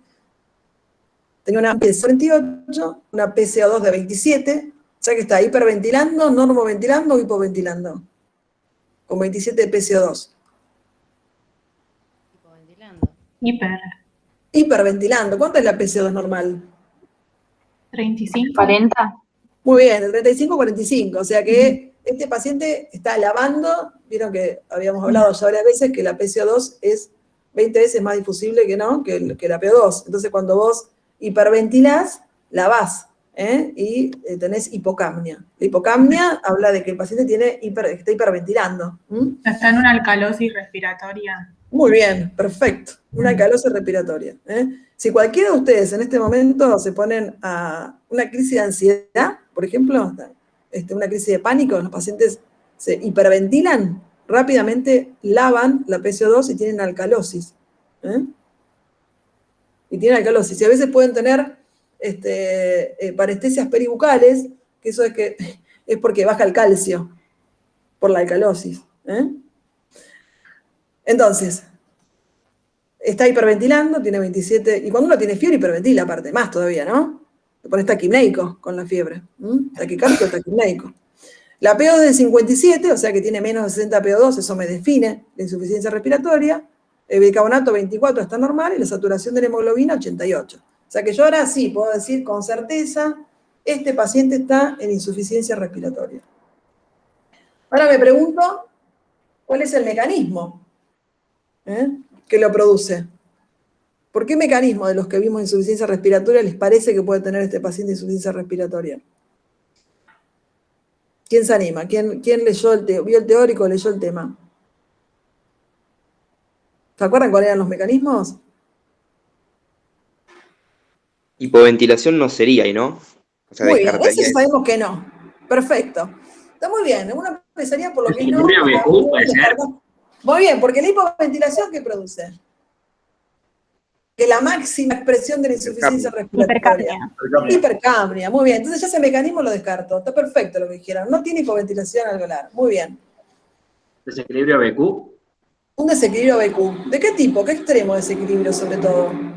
Sería admisión venosa, puede ser. Muy bien, muy bien, muy bien. Perfecto. ¿Y qué tratamiento le harías a este paciente? Enseguida, te llega, lo ves así. Lo primero que haces. Administras oxígeno. Muy bien, hay que aumentar el oxígeno, porque un paciente que vos lo dejás hipoxémico, esto va a llevar por un lado, a que en algún momento tenga acidosis metabólica, por la glucólisis anaerobia. Y además, le vas a generar una deuda de oxígeno que puede, si lo dejás evolucionar en el tiempo, en una persona joven lo tolera mejor. Pero en un paciente que tiene, por ejemplo, enfermedad coronaria, o que tiene algunas otras patologías, y tiene menos reserva, lo puede llevar al paro respiratorio. Entonces hay que corregir la PO2, administrando oxígeno suplementario, aumentar la fracción inspirada de oxígeno, que normal es 21, pero yo con una máscara de Venturi le puedo ir aumentando la fracción inspirada de oxígeno, 24, 28, 35, 60, depende. Muy bien, acá está lo que ustedes dijeron. Hay 3 tipos o 4, ¿se acuerdan que les decía de acuerdo a donde miren los libros? Si ustedes le hacen la pregunta en el examen y le dicen, descríbanme los 3 mecanismos de insuficiencia respiratoria, lo ponen así. Y si le dicen, descríbanme los 4 mecanismos, le ponen así. ¿Está bien? Porque ya me pasó en un examen. En este caso sería más tipo admisión venosa. Un desequilibrio BQ tirando a la admisión venosa. Si yo le pongo oxígeno, lo voy a corregir, pero parcialmente, no totalmente. Muy bien. Acá tendrían el gráfico de lo que recién hablamos. Esto sería la neumonía, lo que está en celeste, el espacio aéreo ocupado, la relación BQ, en este caso aumenta, y en los demás lugares, fíjense que la ventilación, la perfusión aumenta en estos sectores de una forma de compensar y la ventilación también, pero la relación cae. Muy bien, lo que hicimos fue dar un antitérmico para bajarle la fiebre, le colocamos una máscara de oxígeno al 50% y le hicimos un nuevo estado ácido-base. Y ahora tenía un pH 740, una PCO2 de 40, o sea, ahora, ¿qué pasó con la PCO2, perdón? Se estabilizó. Se estabilizó, o sea, el paciente ya no está hiperventilando tanto, seguramente, ahora ustedes me van a decir por qué puede haber sido que haya cambiado. La PO2 de 70, ¿cómo está? Está baja. Todavía está baja. Todavía está baja, pero ¿está en insuficiencia respiratoria? No. Bueno, ahora vamos a ver si no está. Pero está mejor, tiene más de 60. A mí eso me deja tranquilo, porque yo con más de 60 yo sé que le mejora el aporte de oxígeno a los tejidos periféricos, yo sé que todo su organismo va a trabajar mejor con 70 de PO2, ¿no es cierto? El bicarbonato sigue estando normal y la saturación 94. Muy bien, ¿y qué les parece? ¿Por qué cambió? ¿Qué cosas hicimos para cambiar este estado ácido-base? Aumenté la fracción inspirada de oxígeno. Muy bien, ¿y qué otra cosa más hicimos? Le bajamos la fiebre. ¿Se acuerdan qué pasaba con la fiebre y la curva de la hemoglobina? ¿Quién se acuerda? ¿Qué hace la fiebre con la curva de distribución de la hemoglobina? ¿Hacia dónde la corre? ¿Hacia la derecha o hacia la izquierda? La derecha. A la derecha. La corre hacia la derecha. ¿Qué significa que la corre hacia la derecha? ¿Que la hace más afín o menos afín? Disminuye la afinidad. Menos afín. Claro. Entonces está bueno eso en el tejido periférico, viene bárbaro, porque le permite liberar todo el oxígeno. Pero ¿qué le pasa cuando llega al pulmón? Se satura menos. Entonces no le conviene tener fiebre a este paciente. Lo pone taquimneico y desplaza la curva de distribución de la hemoglobina hacia la derecha, o sea que hay que bajarle la fiebre. Seguramente la PCO2 tiene que haber mejorado por eso, y por el aporte de oxígeno. ¿Ustedes dirían que este paciente ya no está en insuficiencia respiratoria?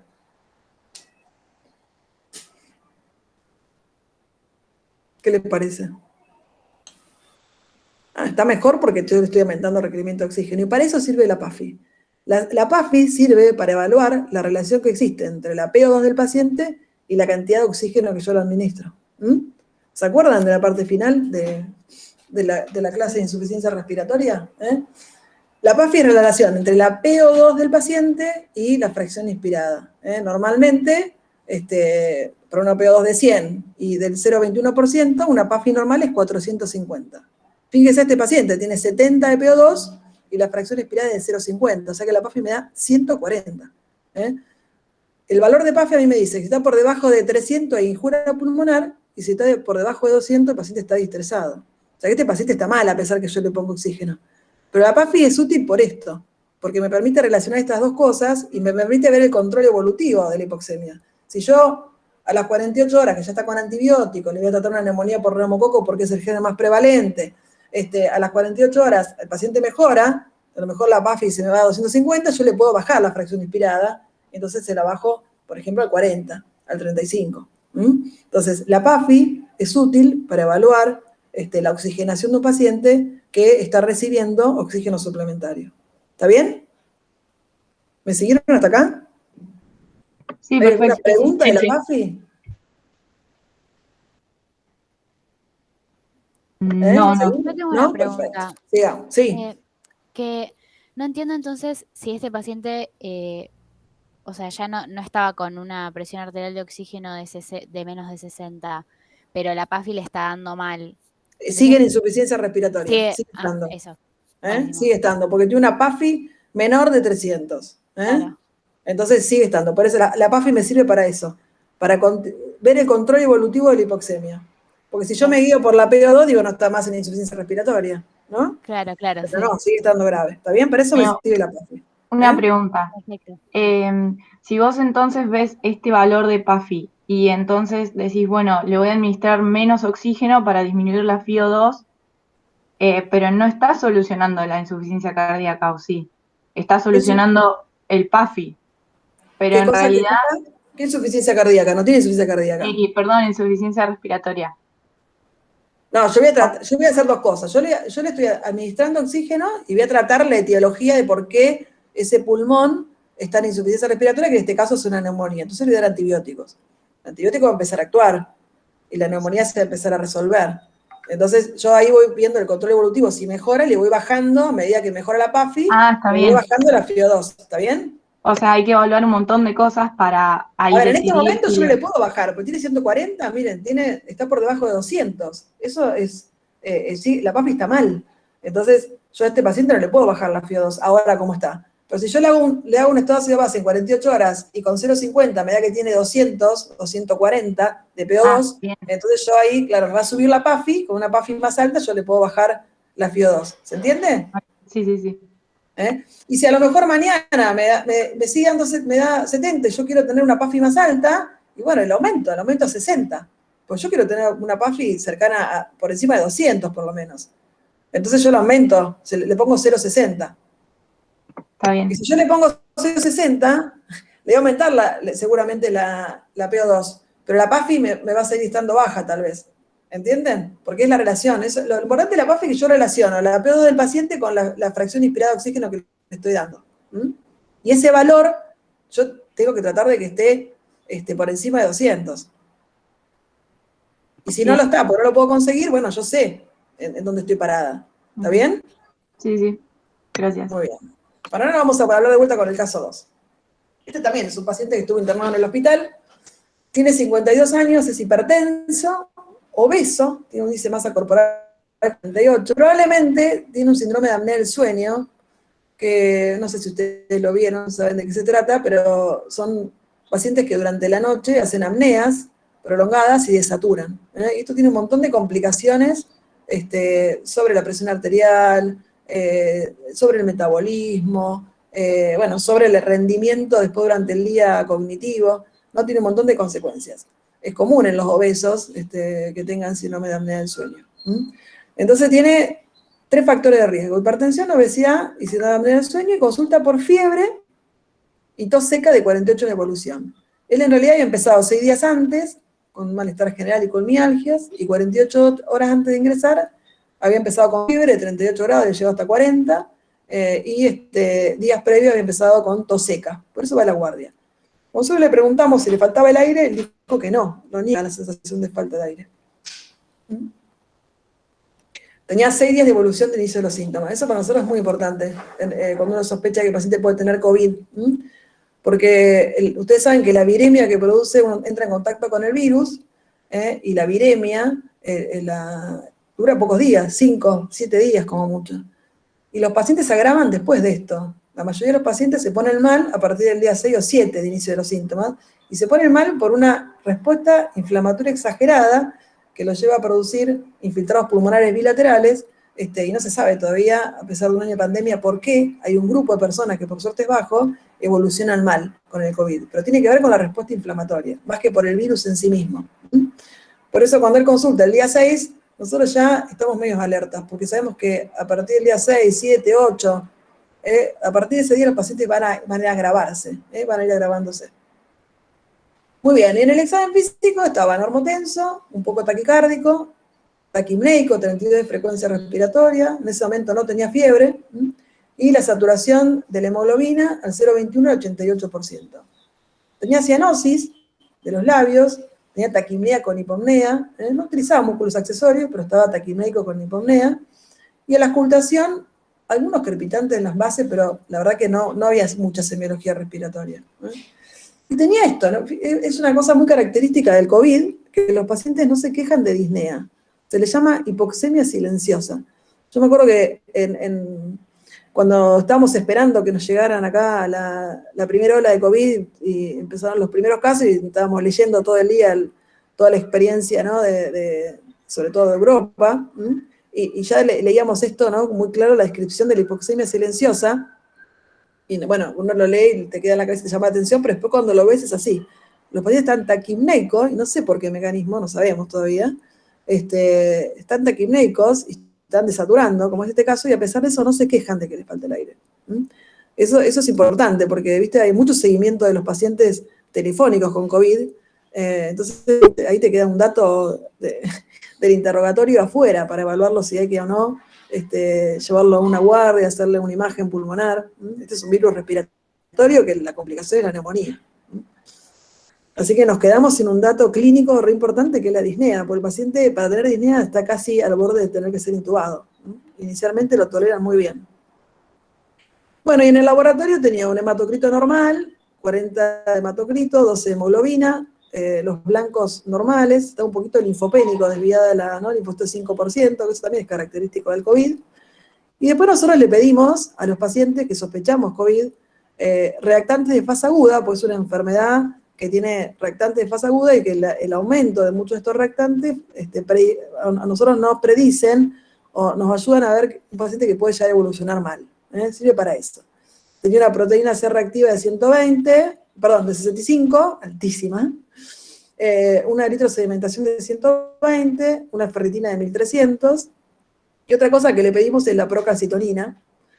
La procalcitonina es un precursor de la calcitonina, un péptido precursor de la calcitonina que normalmente lo producen solo las células tiroides, pero que en situaciones de sepsis bacteriana y de neumonías bacterianas la empiezan a producir un montón de otras células y aumenta en sangre. Entonces es un marcador que en este caso del COVID se utilizaba hace mucho, pero que ahora se utiliza mucho para no poner antibióticos a un paciente que uno sospecha de una neumonía viral como es la del SARS-CoV-2, y no poner antibióticos de gusto. Entonces una procalcitonina negativa te avala o te ayuda a no poner empíricamente antibióticos y usar bien los antibióticos. Hoy en día, apenas empezó la pandemia por el COVID, le poníamos antibióticos empíricos a todos, y ahora le ponemos solo si por alguna causa sospechamos que tenga sobreagregado una neumonía bacteriana, o si el paciente viene evolucionando bien, está en la defervescencia de la enfermedad y aparece de golpe fiebre, por ejemplo, porque es una complicación que tienen los pacientes con COVID, y sobre todo los que están respirados, que aparecen complicaciones bacterianas. Entonces le pedimos reactantes de fase aguda que estaban muy aumentados, una procalcitonina negativa, o sea que no era bacteriano, y el resto del laboratorio un poco aumentada la urea, pero estaba bastante bien.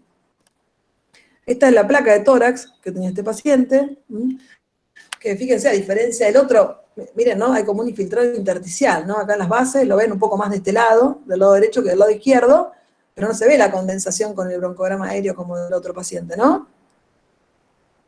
¿Eso lo pueden ver ustedes? ¿Sí? No. Perfecto.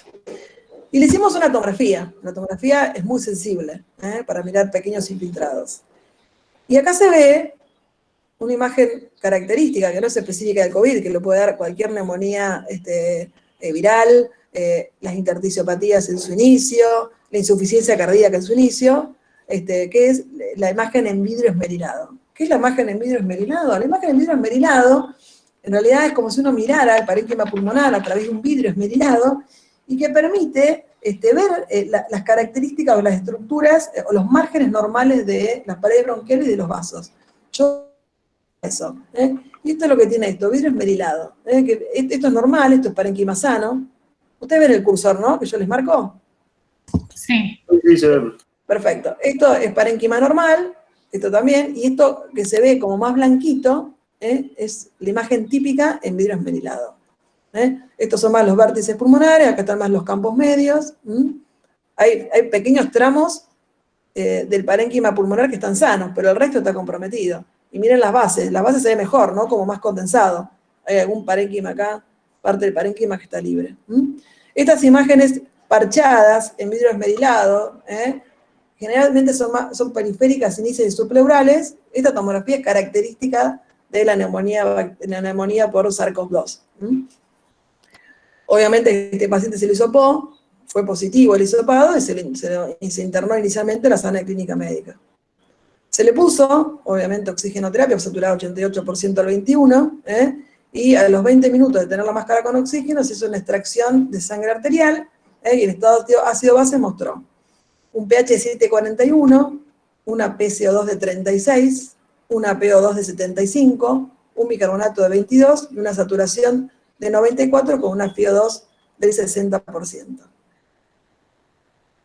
Lo que sí es que pasa es pronarlo, decirle que se acueste boca abajo, con la panza y el tórax bien apoyados sobre la cama. Se siguió obviamente sin sacar oxígeno suplementario y a los 10, 15 minutos, 20 minutos de estar en esa posición, la saturación ascendió al 97-98. Y acá vienen las preguntas. Es un varón de 52 años que tiene un antecedente sobre todo muy importante que es la obesidad. La obesidad es un factor de riesgo para mala evolución en los pacientes COVID, muy importante, es el factor de riesgo más importante, y esto lo han demostrado los estudios epidemiológicos de todas las cortes, la china, la italiana, la francesa, en Nueva York, el reporte más grande que existe, y nosotros acá también, el Hospital de Clínica hizo una descripción, un análisis descriptivo de los pacientes con SARS-CoV-2, y también la obesidad fue el factor de riesgo más importante. Y bueno, a ver, si la primera pregunta, ¿pueden diferenciar el tipo de infiltrado de la imagen 1 y la imagen 2? Miren, yo acá les puse las dos imágenes, miren cómo claramente la neumonía bacteriana, con la ocupación alveolar y el broncograma aéreo, difiere de esta neumonía intersticial que se ve como un infiltrado reticular, bilateral a predominio de las bases. Esa es una primera característica. Ahora le pregunto cuál es la PAFI del paciente y si este paciente está distresado. ¿No? Esa era la segunda pregunta, creo. A ver si fui en orden. Bueno, si el paciente se encuentra en insuficiencia respiratoria, ¿sí o no? Sí. Sí, acá ya no hay duda porque tiene cianosis en el examen físico, porque la PO2 menos de 60. Y la tercera pregunta es cuál es la PAFI y si está en síndrome de distrés respiratorio. Y bueno, la PAFI es esta. Yo les hice la cuenta para que sea más fácil. La P2 que tenía de 75, y la fracción inspirada de 0,60, o sea que tiene 125. Y se acuerdan que dijimos, menos de 300 injuria y menos de 200 distrés. ¿Ustedes saben lo que es el distrés respiratorio? No tienen que saber este concepto así como a rajatabla, pero me parece importante que sepan o que diferencien conceptualmente qué es un distrés. ¿Qué es lo que les pasa a estos pacientes? Los pacientes, ojalá que el año que viene, cuando dé el teórico, no tenga que hablar de esto. Hay muchas causas que llevan a un paciente a un distrés. Los pacientes que se distresan tienen ya una patología pulmonar previa o una patología general que el mecanismo inflamatorio lleva a una lesión pulmonar, que es como un edema pulmonar no cardiogénico. Las citoquinas en la sepsis, la inhalación de productos tóxicos, piensen que la membrana alveolo-capilar está en contacto con el aire externo y cualquier inhalación puede llevar a un paciente que se distrese. Eso le ocurrió a los intoxicados con cromañón, entre otras cosas, se distresaban por los tóxicos que habían inhalado. Las neumonías bacterianas de cualquier tipo, una neumonía bacteriana puede llevar a la evolución a un paciente que se distrese. Y el diagnóstico de distrés, yo lo voy a hacer en parte por la PAFI, pero también por la clínica. Y cuando digo que un paciente está distresado, estos son los criterios que se los puse de forma clínica grosera, que son los criterios de Berlín. Uno es el tiempo. Es un paciente que a lo mejor que tiene una patología general o pulmonar, pero que en las últimas 48 horas rápidamente se agrava la oxigenación, que sería el caso de este paciente, ¿no? Que yo en las imágenes, ya sea por una placa o por una tomografía, veo infiltrados pulmonares bilaterales. Estas son las condiciones clínicas, desde la historia clínica y desde las imágenes. Lo que yo tengo que descartar, porque yo veo una placa con infiltrados bilaterales, también puedo sospechar que es insuficiencia cardíaca, ¿no? Que me da redistribución de flujo, el ala de mariposa, que si yo lo saco del contexto clínico y les pongo una placa ahora de insuficiencia cardíaca severa, ustedes no me pueden decir si esto es insuficiencia cardíaca o es una neumonía, si yo no tengo los datos clínicos. Entonces es importante descartar, y de hecho es un edema pulmonar el estrés respiratorio, pero no cardiogénico. Tengo que descartar que tenga insuficiencia cardíaca, por algún método objetivo, que puede ser un ecocardiograma, la medición de las presiones del capilar pulmonar, lo que sea. Y después la PAFI. La PAFI me define el distrés, asociado a todo esto. O sea, ¿que este paciente puede estar distresado o no? ¿Qué les parece? Sí, porque tiene una paz Sí. menor. a Sí, todo eso. totalmente. Este es un paciente que hay que controlarlo muy de cerca porque ¿Qué hago una puede requerir. consulta? Por más que, porque la saturación mejoró, pero, o sea, el paciente no estaría mejorando, ¿o sí? Porque tiene rebaja la PAFI. Claro, la saturación está mejora porque yo le agrego oxígeno, pero la PAFI está mal. Entonces yo lo voy a ir controlando muy de cerca porque puede evolucionar peor todavía. O sea, Tengo que el PAFI me seguir indica muy de cerca el al paciente. compromiso ¿Cómo? pulmonar. El PAFI me indica el compromiso pulmonar, ya, digamos, la parte del pulmón que no funciona.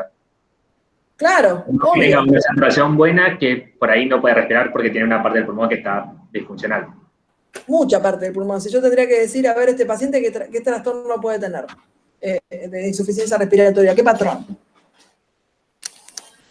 ¿Por qué mecanismo tenía insuficiencia respiratoria? ¿Restrictivo? Parecido al otro, un trastorno BQ. Va a tener zonas que están, que la ventilación se va a tener intercambio gaseoso. Y seguramente está engrosada la membrana biocapilar, debe tener dos, debe tener trastorno en la difusión y un trastorno BQ, porque se empiezan a ocupar, son zonas que están perfundidas, pero que la ventilación alveolar llega mal porque está ocupada por líquido. Y por un exudado. ¿Se entiende? Es un trastorno Sí, BQ y es un trastorno de la difusión, las dos cosas debe tener seguramente. Y más estas enfermedades que son, se comportan, las neumonías virales, se comportan como intersticiopatías.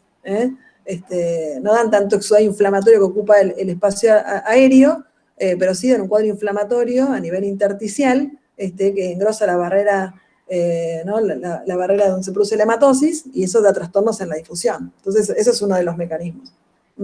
Aparte del trastorno BQ, que puede también haber, dependiendo de cuánto tenga de exudado. Cuando ya se distresan, que aparecen las interleuquinas, se lesiona el surfactante, bueno, hay un montón de mecanismos fisiopatológicos que ocurren en el distrés, por liberación de citoquinas y el cuadro inflamatorio, que produce un trasudado de líquido, por eso es un edema agudo de pulmón no cardiogénico, se le llama al distrés.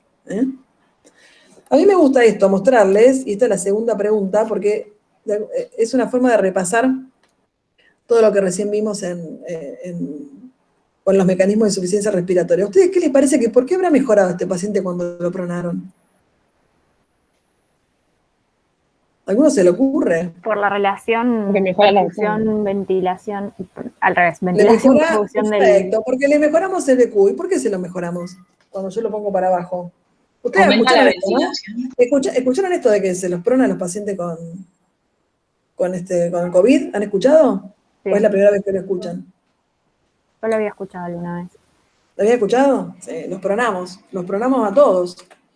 Los pronamos vigil cuando están como este paciente despierto y se los pronan cuando se los respira también, que es mucho más complejo moverlos, y más cuando son gordos. Las personas jóvenes que están respiradas son casi todas gordas, y pronarlos estando, imagínate, dormidos y relajados, como se los tiene que poner para la asistencia respiratoria mecánica, son pesados y es una tarea difícil, pronarlos. Ahora en el hospital se armó un equipo de pronadores que se llama, que son los traumatólogos, que son fuertes, grandotes, entonces van a pronar los pacientes y así liberan un poco de trabajo a los terapistas. Hay que pronarlos cada determinadas horas, sesiones de pronación, y esa pronación la hacen los traumatólogos. Todos colaboramos un poco con la pandemia. Bueno, a ver, entonces, está muy bien. Mejoramos la relación BQ. ¿Cómo? ¿Qué pasa cuando yo me prono?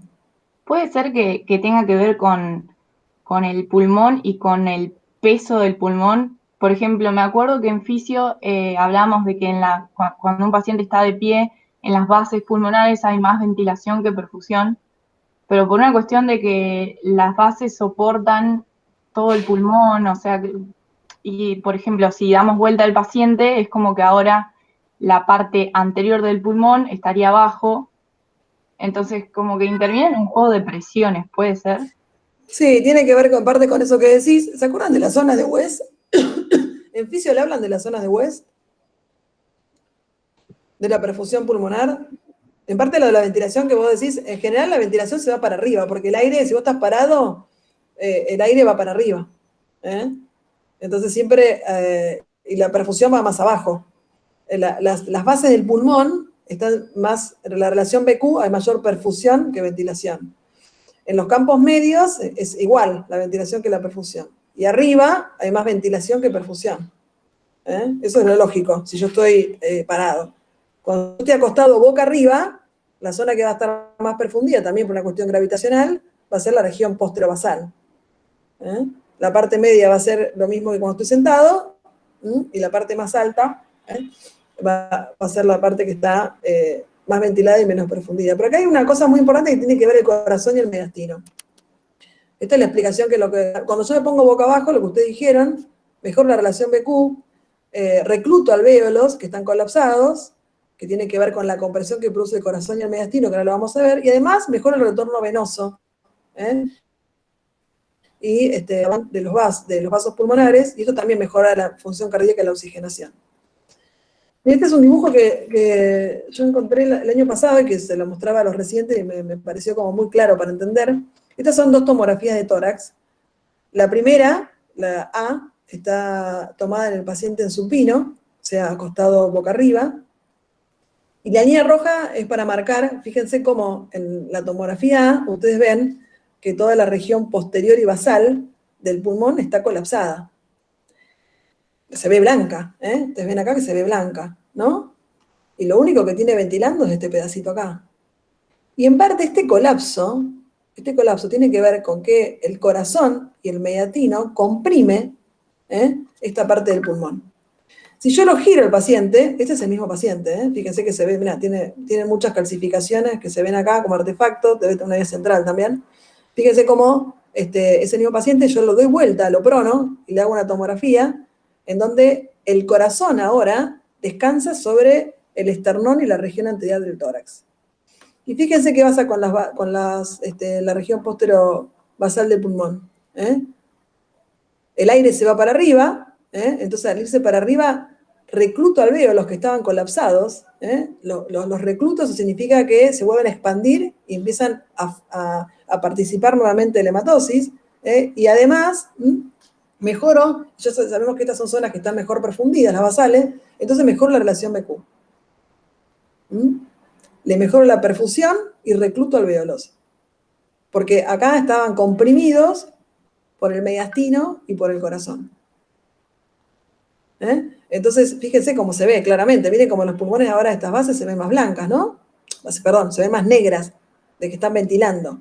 Lo negro es lo que ventila. Acá ventilaba solamente esto, y cuando yo lo puse boca abajo, se me fue el agua que tiene un poquito de radio pleural, se me fue el agua para acá abajo, el corazón descansa sobre el esternón, y el aire se fue para arriba, mejoro estas zonas que son más profundidas, mejoro la ventilación, mejoro la acción BQ y el paciente mejora la oxigenación.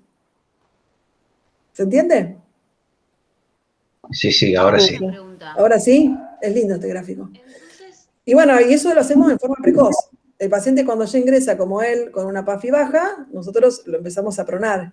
Y le hacemos sesiones de pronación, depende de lo que tolere el paciente. A veces cuando son muy gordos y tienen mucha panza, no se los puede, hay personas grandes que no toleran.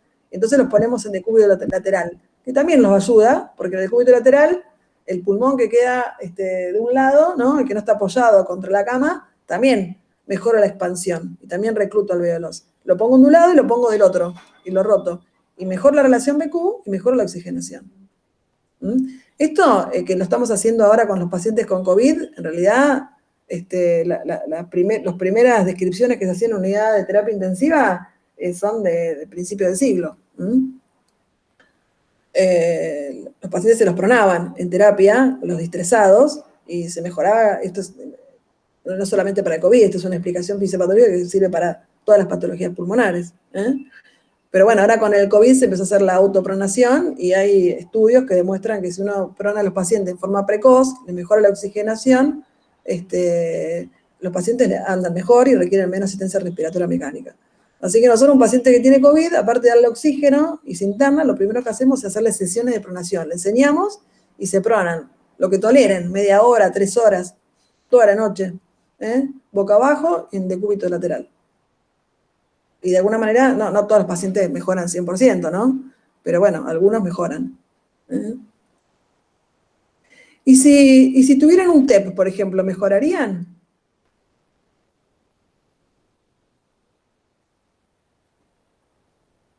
No, porque no aumento la perfusión. O sea, ¿Eh? el capilar está obstruido. Claro, no mejoran. Eso la enfermedad por SARS-CoV-2 es una enfermedad también protrombótica, ¿no? Que una complicación son los microtrombos que hacen en la pequeña circulación, aparte de poder hacer TBP y embolias más grandes. Pero entonces los pacientes que mejoran con la pronación, nosotros decimos, bueno, esto descartaría que tengan un TEP, porque si yo le mejoro la perfusión y mejoro la oxigenación, colocando en esta posición, si tuviera obstruido no mejoraría. Entonces me va en contra. Es un razonamiento que uno hace entre tantos otros, ¿no? Más evaluar otras cosas. Pero los pacientes que mejoran con la pronación, nosotros decimos, bueno, no debe tener microtrombos seguramente. ¿Se entiende? Sí. Bueno, ¿y a quién lo pronamos? A ellos. Pronamos a los que tienen un diagnóstico de SARS-CoV-2, a los que están lúcidos y tienen capacidad de autopronarse, y obviamente cuando tienen una saturación de la hemoglobina menor de 90. A esos pacientes pronamos. Y ahí terminamos. Profe. A ver, deben estar... Sí. Una pregunta. ¿Cuál sería la explicación de por qué los que son internados por COVID a veces están 1 o 2 meses en terapia? Bueno, en parte es esto. El paciente que se distresa y que requiere asistencia respiratoria mecánica, hay que esperar, hay que sostenerlo con la asistencia respiratoria mecánica hasta que toda esa inflamación se resuelva, que eso lleva tiempo, bastante tiempo. Entonces, el problema es que aparecen, en el mientras tanto, complicaciones bacterianas. Ese pulmón distresado es asiento de bacterias, entonces se sobreinfectan. Tienen fiebre, tienen sobreinfecciones bacterianas, requieren múltiples esquemas antibióticos, entonces hace que se prolongue la internación en terapia, el respirador, y requiere... No puede tener... Se cortó, profe, no sé si a mí nomás. Antes eran 2 semanas y ahora con el COVID se prolonga un poco más a 3, pero si después de 3 semanas uno no lo puede extubar, le tienes una traqueostomía. Y lo que pasa es eso, se sobreinfectan. Se sobreinfectan mucho con bacterias intrahospitalarias, con hongos. El Aspergillus, por ejemplo, es un hongo que asienta, no se sabe por qué, pero que uno lo busca porque es un paciente que no lo puede sacar del respirador, que sigue haciendo fiebre después de tantos días, que ya bajaron los reactantes de fase aguda y uno no lo puede extubar, debe buscar complicaciones bacterianas. Y en eso uno busca el Aspergillus porque es una bacteria que aparece. Todas esas son las cosas que hemos aprendido hasta ahora. Por eso no se van de la terapia y están mucho tiempo. Es Perfecto. eso. Y siempre la PAFI ahí se mantendría medio constante. Claro, la PAFI se mantiene baja y bueno, y empeora cuando agregan una complicación bacteriana.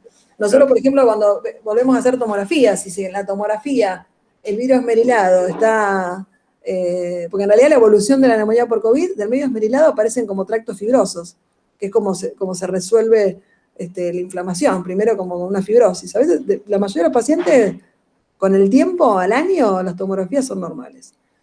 Pero cuando yo hago una tomografía, el paciente está intubado y respirado y sigue con fiebre, y ya está en el día 14 de la fecha de inicio de los síntomas, y no lo puedo extubar porque la gasometría no me lo permite, porque la PAFI sigue baja, y tiene fiebre, a lo mejor aumentan los blancos, aumenta la procalcitonina, y las neumonías empiezan a ser neumonías bacterianas, y aparece el broncograma aéreo, por ejemplo, la ocupación alveolar, la hepatización del parénquima. No es la imagen como recién vimos ¿no? Que recién que les mostraba acá del virus esmerilado.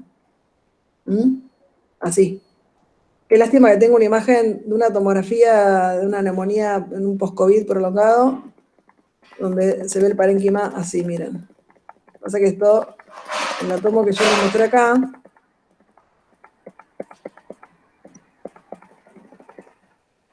¿ven? Esto es una tomografía de una neumonía bacteriana. Acá tiene un poquito de virus esmerilado, ¿ven? Podría hacer esto, algo que recién empieza. Pero acá se ve bien la ocupación alveolar y el broncograma aéreo. Esto es característico de la bacteria. Si yo una neumonía con COVID de golpe me desarrollo en un sector esto, pienso que tiene una sobreinfección bacteriana. Y acá es re importante hacer aspirados, cultivar, por eso el COVID es un paciente que uno lo ve en forma interdisciplinaria, y el infectólogo y el bacteriólogo es muy importante, porque sostener las complicaciones bacterianas infecciosas con un antibiótico adecuado hasta que el paciente se desinflame y mejore es fundamental. y a veces el que le vaya bien o que le vaya mal tiene que ver con eso. Nosotros el hospital tiene un servicio de bacteriología muy bueno, infectólogos muy buenos que acompañan mucho a la terapia en la decisión de iniciar o no los antibióticos. Imagínense que aparte les ponemos corticoides a todos cuando requieren oxígeno, que es lo único que ha demostrado que mejora la mortalidad, es la dexametasona. Entonces también están inmunocomprometidos y la respuesta inflamatoria que van a hacer, fiebre y demás, es menor, o tienen leucocitosis por la dexametasona. Entonces hay que estar como muy de cerca. Y bueno, pero no todos los pacientes, muchos salen. Muchos. Bueno, chicos, ¿tienen alguna pregunta? No sé, ¿quiénes sobrevivieron a esto? ¿Cuántos sobrevivieron a escuchar? ¿Cuántos quedaron? Estamos. Ahí si podés dejar de compartir. Sí, a ver, pará. Dejar de compartir, ahí está. ¿Y dónde están? Espero que no los veo. Ahí está. Bueno, algunos quedaron, 24, ¿cuántos son? No, pero la mayoría salió hace poco. Bueno, bárbaro. Bueno, chicos, igual está grabada, ¿eh? Así que Eva se las va a compartir, para los que no escucharon. ¿Tienen alguna pregunta más? No, por ahora no. Bueno. A mí me quedó una pregunta más. Estoy medio Chino, pesado. vos siempre preguntando. Sí, Sos re preguntón, Chino. Está muy bien. El hecho viste, se comentaba mucho la tormenta de citoquinas en pacientes con COVID y todo el tema. Sí. Eso explicaría solo el estado protrombótico, no explicaría nada de las complicaciones pulmonares, ¿o sí? Sí, obvio. Sí, claro que sí. A ver, este es un tema, nos tenemos que poner a hablar, si quieren, un día de COVID, si les interesa, les gusta. Hay enfermedades que producen claramente tormentas de citoquinas. Hay situaciones patológicas que hay tormentas de citoquinas muy claras. Uno es el síndrome hemofagocítico, ¿no? Ustedes deben haber visto ya. Donde se comprueban en sangre elevación muy marcada de muchas interleuquinas. La verdad que en el COVID lo que ha pasado es que no hay tanta correlación entre lo que pasa en el pulmón, el distrés, y el dosaje de interleuquinas en sangre periférica. La verdad que no se ha encontrado mucha correlación, excepto la interleuquina 6, que es la única que tiene una correlación más, sí, mucho reactante en fase aguda, como que todo parecía estar como muy limitado esa tormenta de citoquina al pulmón. Nosotros no pedimos citoquinas intrapulmonares, ¿no? Este estado de hiperinflamación es lo que distresa al paciente, le da la neumonía bilateral y la progresión de los infiltrados, donde ya prácticamente el virus ya no está, y está más relacionado con la inflamación, y activa la coagulación. Hay una lesión clara del endotelio. El endotelio es un blanco del SARS-CoV-2. Y las complicaciones trombóticas son frecuentes. Los pacientes a veces la hacen posterior. Le das de alta y vienen con una embolia pulmonar, se infartan estando con la neumonía con COVID, hacen ACV. Esas tres cosas nos han pasado. Y nos pasa, digamos. Por eso estamos muy atrás de qué paciente anticoagular, de extender la profilaxis en los pacientes que tienen alto riesgo para que después no vengan con una embolia pulmonar. Pero bueno, son complicaciones que aparecen en el COVID.